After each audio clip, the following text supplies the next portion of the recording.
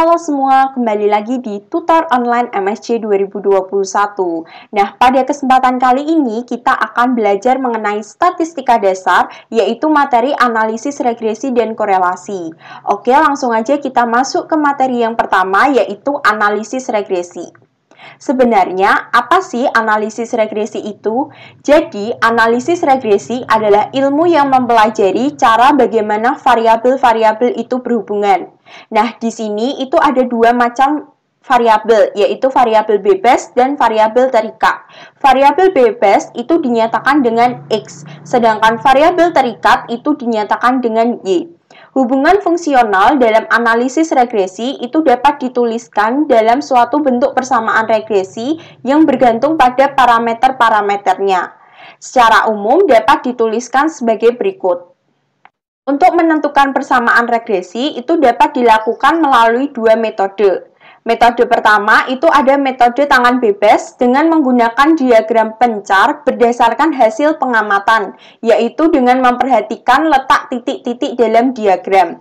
Pada diagram, sumbu datar itu menyatakan variabel X dan sumbu tegak itu menyatakan variabel Y. Jika titik-titik itu terletak di sekitar garis lurus, maka itu regresi linear. Tetapi, jika letak titik-titik tersebut di sekitar garis lengkung, maka regresi non-linear. Untuk metode yang kedua, yaitu metode kuadrat terkecil. Jumlah pangkat 2 atau kuadrat dari jarak antara titik-titik dengan garis regresi yang sedang dicari itu harus sekecil mungkin. Nah, untuk mencari koefisien A itu dapat digunakan rumus A yang di sebelah kiri ini. Kemudian, untuk mencari koefisien regresi B itu dapat menggunakan rumus B yang ada di sebelah kanan ini. Koefisien B ini dinamakan koefisien arah regresi linear dan menyatakan perubahan rata-rata variabel Y untuk perubahan variabel X sebesar 1 unit. Perubahan ini merupakan pertambahan apabila B itu bertanda positif dan pengurangan atau penurunan jika B itu bertanda negatif. Selanjutnya ada regresi linear. Misalkan θ1 dan θ2 itu ditaksir oleh A dan B, maka regresi berdasarkan sampel adalah Y topi sama dengan A plus BX. Regresi dengan X merupakan variabel bebasnya dan Y variabel terikatnya itu dinamakan dengan regresi Y atas X. Sebaliknya adalah regresi X atas Y. Nah, variabel Y itu belum tentu sama dengan yang diharapkan, maka ini akan terjadi kekeliruan prediksi. Rata-rata kuadrat penyimpangan sekitar regresi atau rata-rata kuadrat reduksi itu dinyatakan oleh varians SE kuadrat yang rumusnya berbentuk sebagai berikut. Atau bisa dituliskan dengan sebagai berikut. Untuk mencari varians koefisien regresi B itu dapat menggunakan rumus SB kuadrat ini. Sedangkan untuk mencari varians koefisien regresi A itu dapat menggunakan rumus SA kuadrat ini. Selanjutnya, untuk mencari varians ramalan rata-rata Y untuk X0 yang diketahui itu dapat menggunakan rumus yang ketiga ini. Dan yang terakhir, untuk mencari varians ramalan individu Y untuk X0 yang diketahui itu dapat menggunakan rumus yang terakhir. Jika koefisien kepercayaan diambil gamma di antara 0 dan 1, maka taksiran θ1 itu ditentukan oleh persamaan yang pertama ini. Sedangkan interval taksiran untuk θ2 itu dapat dihitung melalui persamaan yang kedua ini. Dan yang terakhir, interval taksiran rata-rata Y jika X diketahui dengan koefisien kepercayaan gamma itu dihitung menggunakan persamaan yang ketiga.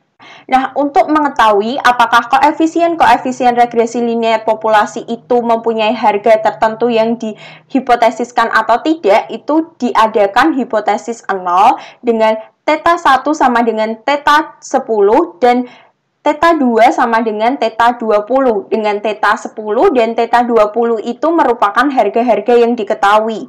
Pertama-tama akan kita tinjau dahulu mengenai hipotesis 0. Di sini ada 4, yaitu θ2 sama dengan θ20, θ2 tidak sama dengan θ20, θ2 itu kurang dari θ20, dan yang terakhir itu θ2 lebih dari θ20. Maka pengujiannya itu digunakan statistik dengan rumus T yang ini.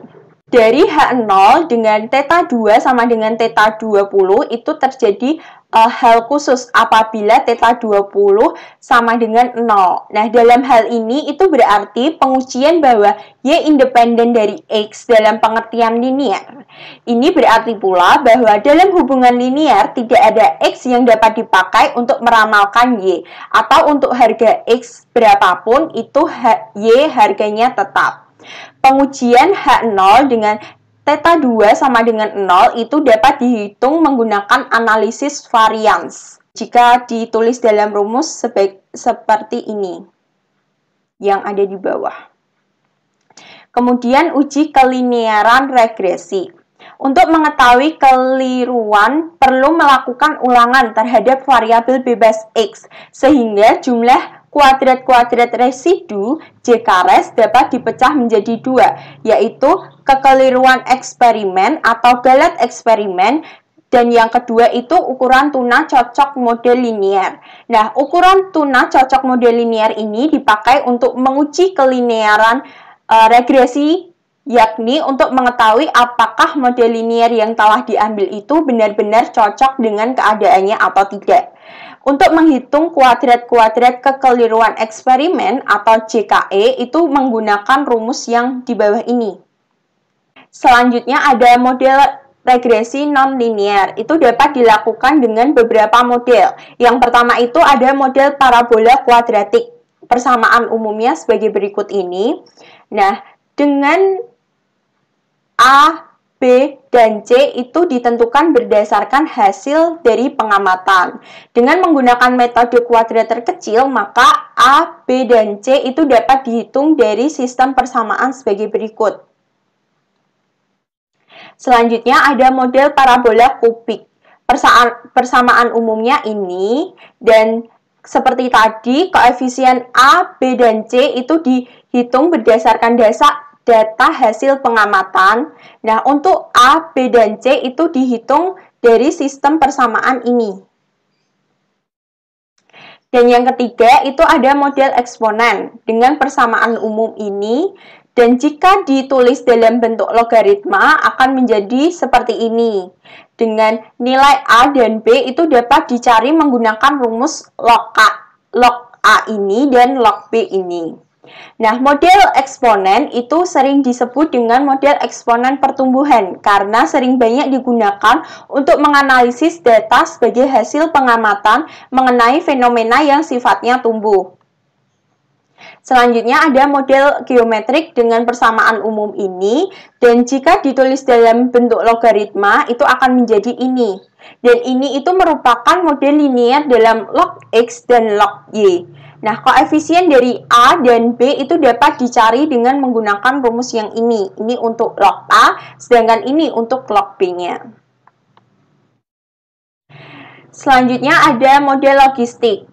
Untuk persamaannya itu ini, dan jika diubah dalam bentuk logaritma akan menjadi ini, yang merupakan model linear dalam variabel-variabel X dan log 1 per Y. Dan yang terakhir itu ada model hiperbola dengan persamaan ini, yang ternyata bentuk linear dalam variabel-variabel X dan 1 per Y. Dan yang terakhir kita akan membahas mengenai regresi linear ganda untuk menentukan hubungan antara Y dan X1, X2 sampai dengan XK sehingga didapat regresi Y atas X1, X2 sampai dengan XK. Inilah yang dinamakan dengan regresi linear ganda yang dapat dimodelkan sebagai berikut dengan Y topi ini. Kemudian untuk mencari koefisien A0, A1, dan A2 itu dapat dihitung menggunakan persamaan sebagai berikut ini. Dalam regresi linear ganda, kekeliruan baku taksiran itu dirumuskan dengan ini. Sedangkan jumlah kuadrat-kuadrat regresi yang disimbolkan dengan JKREG itu dapat dihitung menggunakan persamaan ini. Dengan derajat kebebasan DK-nya itu sama dengan K. Kemudian jumlah kuadrat reduksi yang disimbolkan dengan JKRES itu dihitung dari rumus ini. Dengan YI itu didapat dari persamaan untuk harga-harga sampel X1, X2 sampai dengan XK. Sedangkan untuk derajat kebebasannya, DK-nya itu sama dengan N dikurangi K dikurangi 1 untuk sampel berukuran N. Dan yang terakhir, statistik yang diperoleh itu menggunakan rumus F-nya ini. Untuk selanjutnya adalah contoh soal regresi. Diberikan data sebagai berikut, yaitu daftar hasil uji coba angket dan hasil tes kemampuan pemecahan masalah kelas X dan Y seperti pada tabel berikut ini, di mana X adalah hasil angket rasa ingin tahu dan Y adalah kemampuan pemecahan masalah. Yang pertama adalah bentuk persamaan regresi. Untuk persamaan regresinya yaitu Y topi sama dengan A ditambah BX. Sehingga untuk mencari persamaan tersebut kita perlu untuk mencari nilai dari A dan nilai B. Dengan A sama dengan sigma YI dikali sigma XI kuadrat dikurangi sigma XI, dikurangi sigma XI dikali sigma XIYI dibagi N kali sigma XI kuadrat dikurangi sigma XI dikuadratkan. Untuk nilai B-nya yaitu N dikali sigma XIYI dikurangi sigma XI dikali sigma YI dibagi N dikali sigma XI kuadrat dikurangi sigma XI dikuadratkan. Dengan melakukan perhitungan, didapatkan sebagai berikut. Berarti kita mencari nilai dari X kuadrat, XY, dan Y kuadrat. Untuk masing-masing nomor didapatkan hasil seperti pada tabel berikut ini dengan jumlah X kuadrat adalah 74.030. Untuk XY dapatkan 101.798 dan untuk Y kuadrat didapatkan 142.888. Sehingga dapat dilakukan perhitungan untuk mencari nilai A dan B. Untuk nilai A menggunakan rumus sigma YI dikali sigma XI kuadrat dikurangi sigma XI dikali sigma XIYI dibagi N dikali sigma XI kuadrat dikurangi sigma XI dikuadratkan. Dengan melakukan perhitungan, didapatkan A sama dengan 86,73495773 atau dapat dibulatkan menjadi 86,73. Begitu juga untuk nilai B. Nilai B menggunakan rumus N dikali sigma XIYI dikurangi sigma XI dikali sigma YI dibagi N dikali sigma XI kuadrat dikurangi sigma XI dikuadratkan. Dengan melakukan perhitungan didapatkan nilai B adalah min 0,08005967181 atau dapat dibulatkan menjadi negatif 0,080. Karena telah didapatkan nilai dari A dan nilai dari B, sehingga persamaan regresi dari data tersebut adalah Y topi sama dengan 86,73 ditambah negatif 0,080X. Yang kedua adalah uji kelinieran regresi dengan hipotesisnya H0, regresi non-linier atau tidak terdapat hubungan linier antara tingkat rasa ingin tahu dengan kemampuan pemecahan masalah siswa.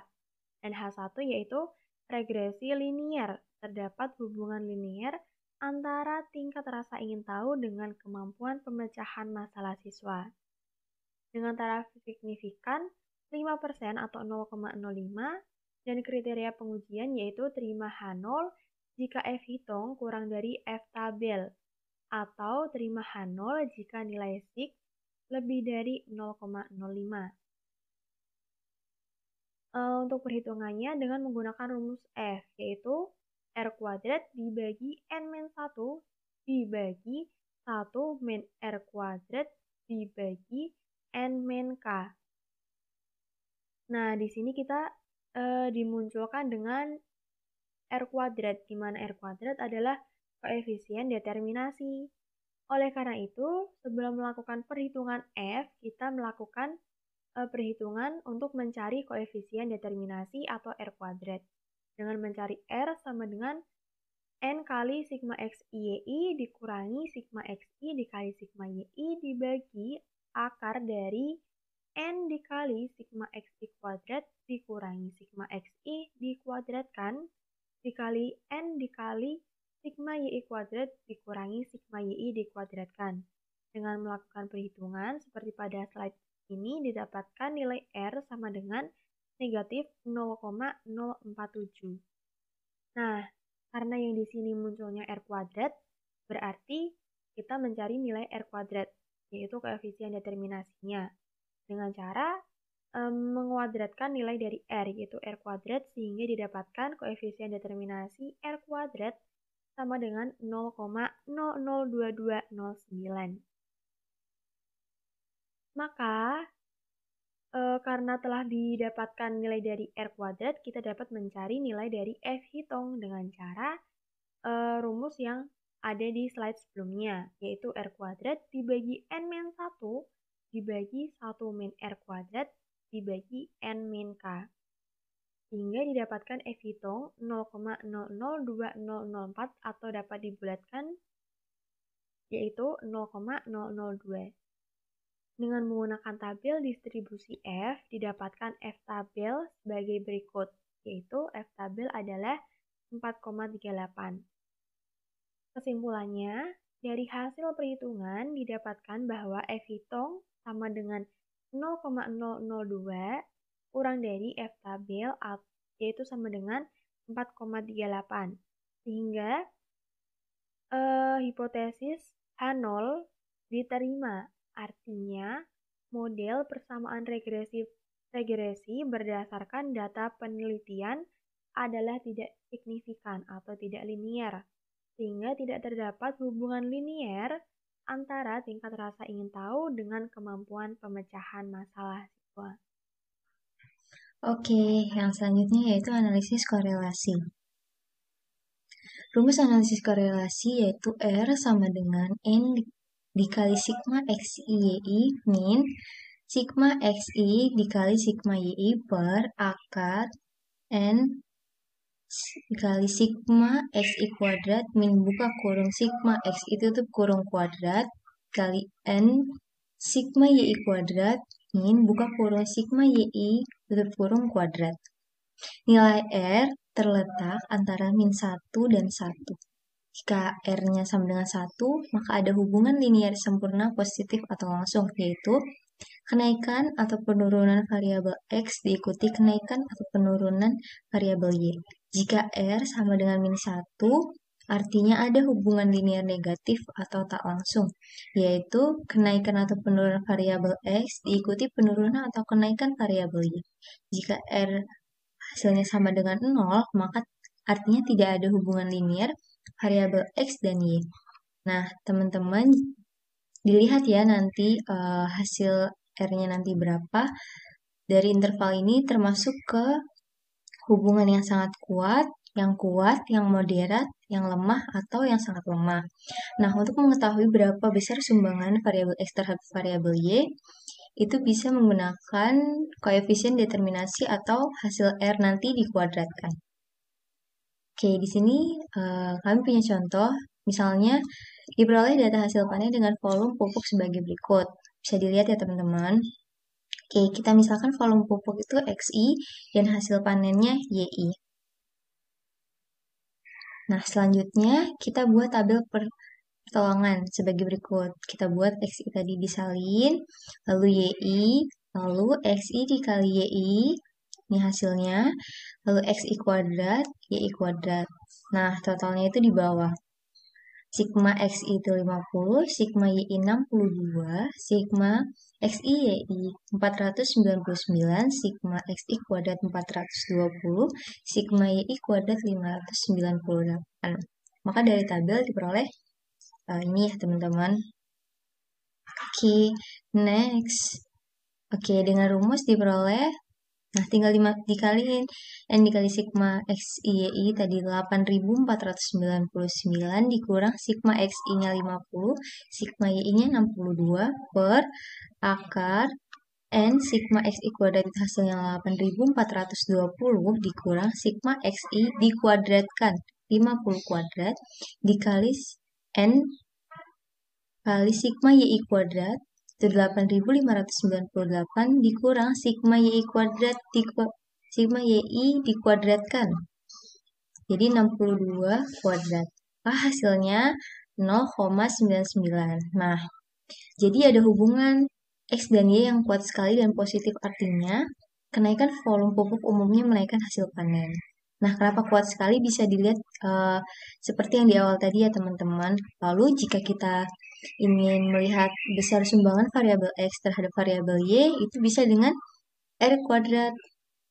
Hasil R-nya tadi dikuadratkan, maka 0,99 kuadrat sama dengan 0,98 sama dengan 98%. Oke, selanjutnya adalah ke contoh soal korelasi. Soalnya ada ujilah hubungan atau korelasi antara motivasi belajar atau X1 dan minat belajar atau X2 dengan prestasi belajar atau Y siswa apabila diketahui data seperti di samping. Nah, ini ada X1, X2, dan Y. Kemudian untuk pembahasan kali ini kita akan menggunakan aplikasi SPSS.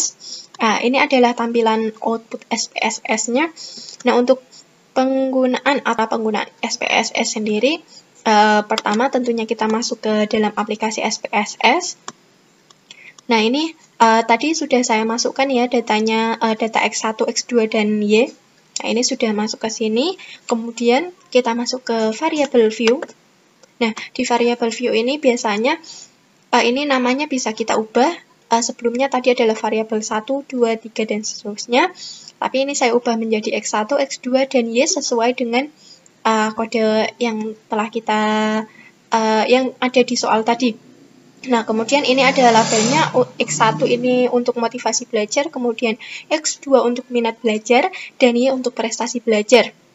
Nah, untuk yang ininya tidak perlu dirubah lagi, atau mungkin di desimal ini bisa kita 0, atau biasanya juga bisa digunakan untuk nilai di belakang koma itu ada 2, atau nilai desimalnya 2. Nah, selanjutnya kita kembali ke data view untuk mengetahui hubungan atau apakah ada hubungan antara X1, X2, dan Y.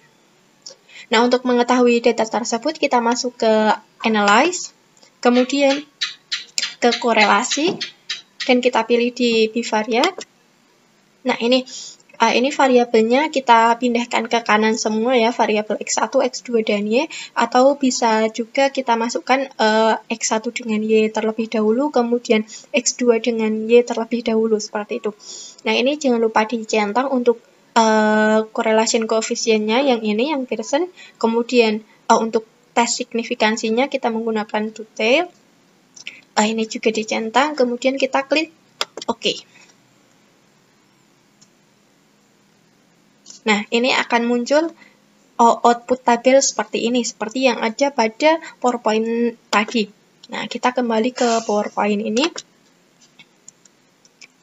Nah, ini adalah tabel output tadi yang telah kita praktikkan tadi. Nah, ini ada motivasi belajar, minat belajar, dan prestasi belajar. Nah, di sini kita langsung lihat saja di yang paling bawah, yang prestasi belajar ini. Ini adalah korelasi antara motivasi belajar dengan prestasi belajar. Itu ada dilihat dengan nilai signifikansinya ini 0,002, kemudian ini persen korelasinya ada 0,796.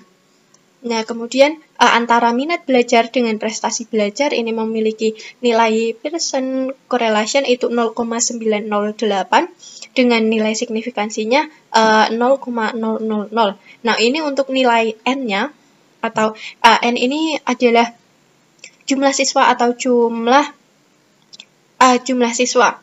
Banyak siswa seperti itu. Nah, ini kan tadi jumlah siswanya ada 12 seperti itu. Kemudian lanjut, ini ada berdasarkan nilai signifikansi, ada dasar pengambilan keputusannya. Jika signifikansinya kurang dari 0,05, maka terdapat korelasi antar variabel yang dihubungkan. Sebaliknya, jika signifikansi itu lebih dari 0,05, maka tidak terdapat korelasi antar variabel yang dihubungkan. Nah, dari tabel output yang telah ditampilkan tadi, dari SPSS itu diketahui bahwa nilai signifikansi antara motivasi belajar dengan prestasi belajar itu adalah 0,002, yang artinya itu lebih kecil dari 0,05, atau bisa dikatakan terdapat korelasi yang signifikan antara motivasi belajar dengan prestasi belajar. Nah, ini sama juga dengan minat belajar, atau korelasi minat belajar dengan prestasi belajar ini juga memiliki nilai signifikansi yang kurang dari 0,05, yaitu 0,000, maka dapat disimpulkan bahwa terdapat korelasi yang signifikan. Jadi antara motivasi belajar dengan minat belajar itu memiliki korelasi yang signifikan untuk hasil prestasi belajar. Kemudian berdasarkan nilai R hitung, nah untuk nilai R hitung yang lebih besar dari R tabel, maka terdapat korelasi antar variabel. Sedangkan untuk R hitung yang kurang dari R tabel, maka tidak terdapat korelasi antar variabel yang dihubungkan. Nah, tadi diketahui juga bahwa nilai R hitung antara motivasi belajar dengan prestasi belajar adalah 0,796. Kemudian untuk nilai R hitung antara minat belajar dengan prestasi belajar adalah 0,098, di mana nilai R hitung dari motivasi belajar dengan minat belajar ini sama-sama lebih dari nilai R tabel, yaitu 0,576. Sehingga dapat disimpulkan bahwa minat belajar dan motivasi belajar itu berpengaruh terhadap prestasi belajar siswa. Nah, karena nilai dari R hitung motivasi belajar dan minat belajar itu sama-sama positif, maka dapat dikatakan bahwa hubungan antar dua variabel ini bersifat positif. Artinya, semakin meningkat motivasi dan minat belajarnya, maka akan meningkat pula prestasinya. Nah, ini adalah tabel untuk mencari nilai R tabel. Ini digunakan N atau jumlah koresponden atau jumlah siswanya yang kita teliti, dan ini taraf signifikansinya bisa digunakan 5% atau 1%. Nah, untuk tadi kan N-nya itu ada 12, maka kita lihat di sini 12, kemudian kita gunakan nilai signifikansi 5%, berarti nilai R tabelnya itu adalah 0,576 tadi. Nah, yang terakhir ini ada berdasarkan tanda bintang pada SPSS. Jika tanda bintangnya ini 1, atau terdapat tanda bintang 1 atau tanda bintang 2, maka antar variabel yang dihubungkan itu terjadi korelasi. Nah, untuk perbedaannya, tanda bintang 1 ini menunjukkan bahwa nilai korelasi itu pada signifikansi 1%. Sedangkan untuk tanda bintang 2, ini menunjukkan nilai korelasi pada signifikansi 5%. Nah, dari tabel output yang telah dihasilkan tadi, itu masing-masing variabel yang dihubungkan itu memiliki 2 tanda bintang, yang berarti antara variabel yang dihubungkan dengan taraf signifikansi 5%. Nah, itu dia tadi pembahasan dari video mengenai statistika dasar, yaitu pada analisis regresi dan korelasi beserta beberapa contoh soal dan pembahasannya.